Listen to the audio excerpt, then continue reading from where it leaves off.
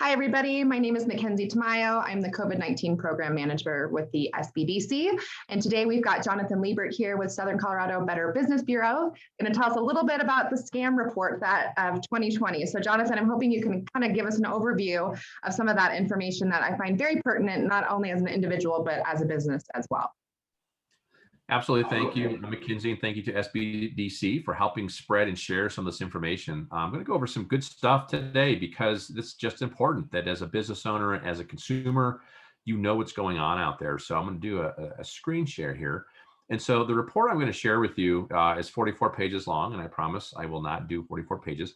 I'm going to cover some of just the most pertinent information for you to know because this is something that obviously we're talking about the year of 2020 and during the pandemic. And as you can see here from the title page, online scams are on the rise during COVID-19. And this is a report that comes to us from the Institute for Marketplace Trust. The BBB Institute is a national organization. This is the foundation for the Better Business Bureau. A lot of education and research comes through the Institute to bring this exact information to you, to the public. And so it's really helpful, really good stuff. And so we're going to cover our scam tracker. And the scam tracker is it's online. It's an online tool. If you haven't heard of it, you need to check it out. And really what this is all about is, scam tracker this is a tool that is there for you, the consumer and business owner, to report scams, to check scams out. It's an online platform. And there's a lot of things that are going on right now, and because of the pandemic. And so what's really, really important for everybody to know is that it's quite simple. Scams go up because scammers prey on fear and uncertainty.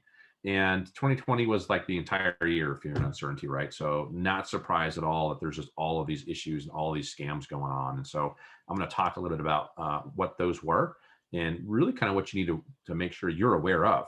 And so this was published in early 2021. You can go to the BBB Institute for Marketplace Trust and download this.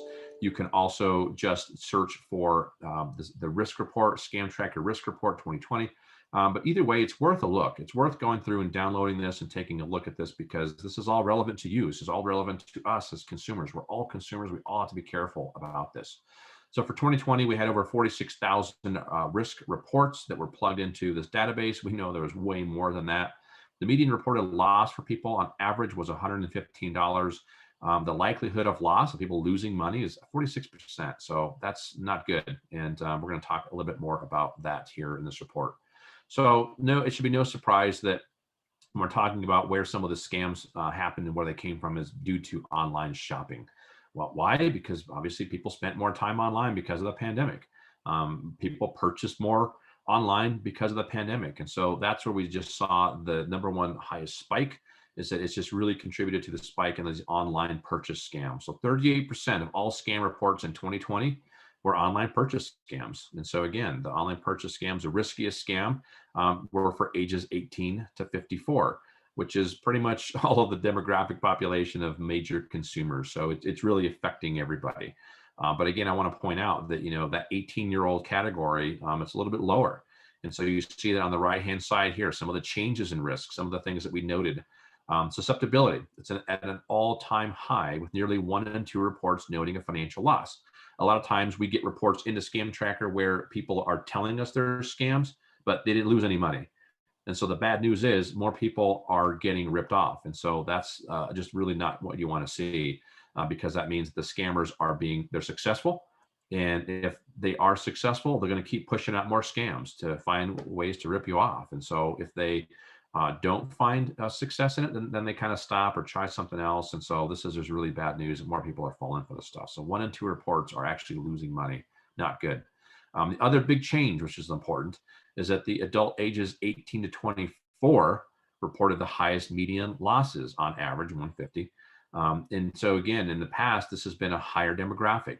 It has been 65 plus, which were the ones, the population rather, that was getting scammed more. And what we're seeing right now is that that's down. It's moving down in age. So it's 18 to 24.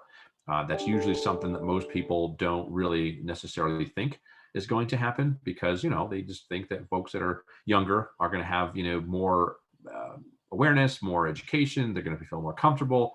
in terms of just online stuff and spot scams because they're just used to it. They're digital natives, right? But not necessarily the case. Scammers are getting more sophisticated and they're getting that younger population. So a little bit scary there.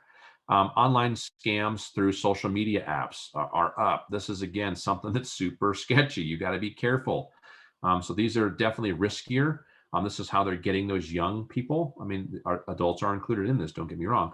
But, those social media scams that come through Facebook, they come through Instagram, they come through whatever. Click this link, answer this survey, buy something, So again, that's where it's really dangerous because, again, some people like targeted ads, some people don't. But, you're flipping through Facebook and there's this ad for something that looks pretty cool, a good product or service. And so you click on that link inside of that ad on Facebook.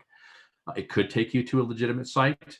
It could take you somewhere totally different. And so what I would tell everybody is if you see something on social media, it's a sale or it's a cool new product, start the search on your own from your website, from a trusted website. Don't just click that link. And that's something you'll hear me talk about a lot is stop clicking the links.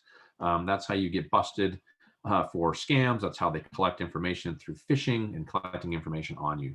The next thing that went up there, scams using online payment systems spiked. So again, scams using prepaid credit cards and wire transfers has decreased because we've been talking about that literally for a decade. So the good news is consumers are starting to pay attention to this, but at the same time, I also think it has to do with just the pandemic. So there's just social media apps and online payments have spiked, but the online payment systems, you got to be really careful what you're using to pay for that. So the good news is some of this is down, but other stuff has gone up. Amazon, I want to really point this one out, has become the second most impersonated brand by consumers. The first falls to the federal government, but Amazon is number 2. And that's a problem because I guarantee you pretty much everybody buys something from Amazon, whether you do it for every purchase or you do it every now and then. Everybody buys stuff from Amazon. They're being impersonated. They're copying websites. They're sending you package tracking information where it's like, oh yeah, I got a package coming. Let me click this link to see where it's at. And it's a phishing scam. Now they have your contact information. So you got to be really careful, making sure that, again, you're originating that search from your website or from your phone on the app that you have. Don't click those links. Be careful that it's a website that's not being spoofed. If you find it an ad on the internet, so people are copying Amazon because everybody's buying from them, specifically during the pandemic. So you got to be careful. And then again, the last thing here of just, learning about just in general what scammers are doing. Check out BBB, make sure you're looking at what we're doing, read these reports, talk to us, ask us questions, really make sure you're paying attention to this stuff. That's what's going to help you. And then the last thing I'll leave you with, which is, this is the sad news. Pet scams are big. And so, people absolutely were buying COVID dogs. I'm one of them. But I made sure I was checking, resources, and I was looking to buy something from a reputable breeder. I did my homework. And while I was doing my homework, there were a lot of sketchy things going on out there. If you're looking for a pet, you're not going to adopt it from the Humane Society, which absolutely you should if you can. Really make sure that it's a breeder that or has good information. Make sure that they're comfortable with you coming to visit them to see where the puppy was born. Pretty much a red flag and a lot of people were looking for puppies. They had to go out of state because everybody was buying them. And there was some out of state puppies I was looking for, and they wouldn't let me come see the facility. They were going to meet us halfway. They required 50%, 75% down up front. And there's all kinds of sketchiness. So people are absolutely selling you puppy mill dogs, they're not healthy, but a lot of cases they're selling you dogs that don't exist. So be really, really careful on those pet related scams. Sadly, this is like one of the big ones that are out there right now. People will do anything to take your money from you, even if it is looking at cute puppies and they don't exist. So please be careful, learn more, pay attention to this stuff. There's a lot of good information out there on the internet, FTC, but also obviously BBB. So use this as a resource, call us with questions, check out that scam tracker, and download this risk report. Jonathan, can you tell me again how people can get a hold of that? So the easiest way, you can go to just Google and type in 2020 scam tracker risk report. BBB risk report will come up, but really I would check out the BBB Institute for Marketplace Trust. There's a lot of really good resources on there. So check out the website, get more information. But if you just want that risk report, just type into Google BBB scam tracker risk report. There's others that'll pop up too, so you can see what good information's out there. Great. Thank you, Jonathan, and all of the BBB for always being such great partners and supporters of the SBDC and our business community. So thank you for all that very sad at times, but good information to have as we are being cognizant as businesses and individuals. So thanks everybody for joining, and I'll include that information as well that Jonathan had listed as well. So thanks again.